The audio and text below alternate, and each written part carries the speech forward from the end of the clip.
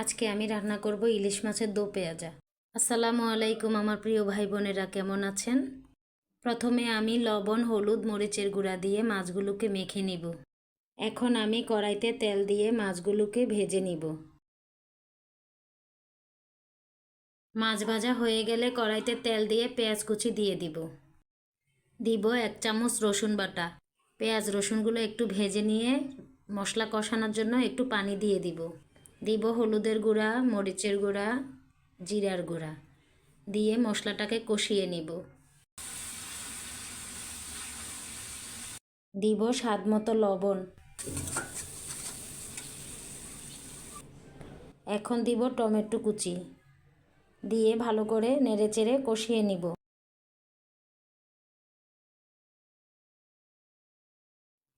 কষানো হয়ে গেলে দিয়ে দিব 2 কাপ পানি।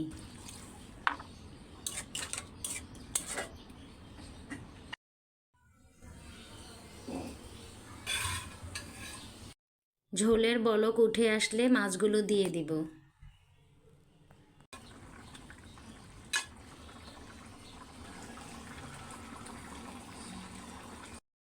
এখন দিব কেটে রাখা কাঁচামরিচ ও ধনিয়া পাতা কুচি।